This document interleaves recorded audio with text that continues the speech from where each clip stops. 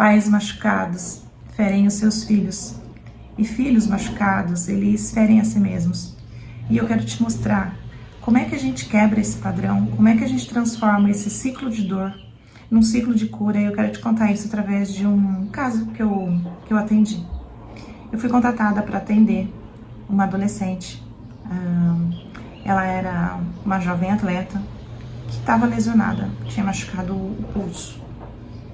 E aí ela veio para fazer o atendimento comigo, e ali dentro do atendimento ela tinha uma relação difícil com o pai, porque o pai é extremamente exigente, extremamente crítico, e o que ela traz na sessão é que o sentimento que ela tem é que nada do que ela faz é suficiente para o pai, que ele está sempre criticando, que ele está sempre exigindo, que ele está sempre usando termos agressivos, e que aquilo fazia ela sentir raiva no coração dela. E aí eu expliquei para ela uma coisa que é muito importante. Eu disse, olha, o seu pai, um dia ele foi uma criança. E lá da infância dele, ele trouxe algumas dores que ele não conseguiu resolver. E quando a gente traz dores da nossa infância, que a gente não conseguiu resolver, a gente guarda essas dores num lugar, num quarto, dentro do nosso coração. E aí quando a gente se torna adulto, a gente tem como se fosse um projetor dentro da gente. O nosso inconsciente, ele vai pegar essa dor que está escondida dentro do nosso coração e ele vai projetar para fora, como se fosse uma tela de cinema. E o problema é que normalmente ele faz essas projeções com as pessoas que a gente mais ama, com os nossos filhos, com os nossos amigos, com os nossos parceiros. Então aquilo que o seu pai está fazendo com você não diz respeito à maneira como ele vê você, mas diz respeito à maneira como ele foi visto na infância dele. E ele não conseguiu resolver essa dor dele. E aí quando ele olha para você e ele critica você e nada do que você faz é suficiente para você, é porque ele está vendo a dor que está dentro dele, que ele não conseguiu resolver, ele está projetando em você. E aí o problema disso é que você começa a se olhar a partir dos olhos dele. Você começa a se ver a partir dos olhos dele. E aí eu queria aproveitar e disse para ela, deixa eu te perguntar uma coisa. Você tá com o pulso machucado, você não pode jogar, você tá sem jogar já faz um tempo.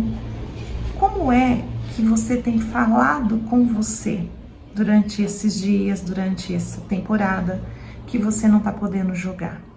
Você tem sido boa com você? Aí ela me olhou, ela falou, não. Eu falei, o que você tem falado para você? Eu tenho sido agressiva comigo. Eu tenho me tratado com raiva.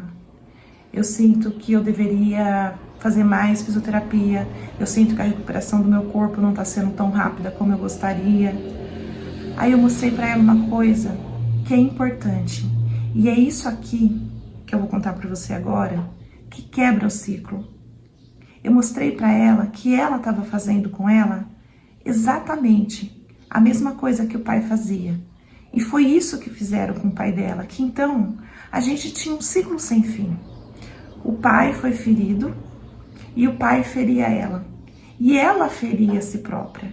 E que a única maneira de romper isso não era convencer o pai que ele estava ferido e ele precisava olhar para as dores dele, mas era ela passar a se olhar a partir dos próprios olhos. Era ela se tratar a partir do amor que tem dentro dela por ela mesma. Não repetir o padrão e se tratar da maneira como o pai estava acostumado a tratá-la. Que a cura dela estava em mudar a forma como ela se tratava, como ela se acolhia nos momentos de dor e de tristeza dela. E quando nós conversamos isso, ela começou a chorar.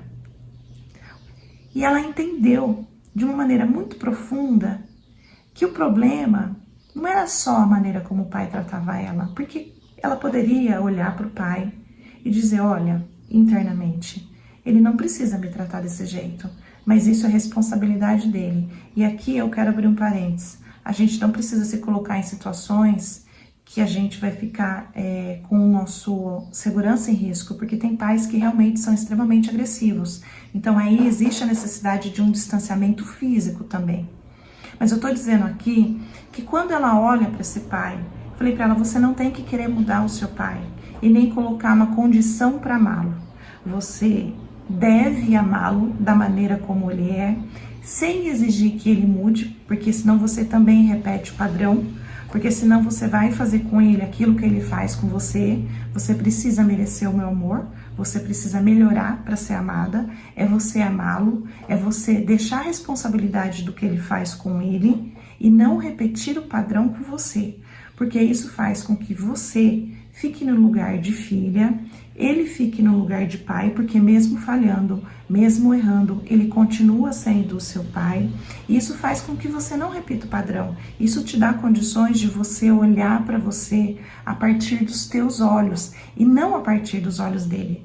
Porque senão a gente fica identificado com os nossos pais. Quando a gente repete o padrão do que os nossos pais fizeram com a gente está repetindo o padrão. E ao repetir o padrão, a gente fica preso na nossa relação com o nosso pai, porque a gente fica misturado. A repetição do padrão cria uma coisa que chama identificação projetiva. Eu fico me vendo através dos olhos do meu pai e da minha mãe. E essa identificação projetiva faz com que eu não saiba quem eu sou e quem a outra pessoa é. Isso me confunde psiquicamente. Então aqui, nesse caso, a gente trabalhou uma desidentificação. Essa pessoa, né, essa adolescente, ela passou a entender quem era ela e quem era o outro. Esse pai voltou para o lugar do pai. A partir do momento que ela olhou para o pai com os olhos assim, ele não é um pai perfeito, ele não é um pai, mas ele é um pai real. Eu posso amar ele e mesmo assim eu também posso escolher ficar numa distância segura se essa relação colocar em risco a minha vida.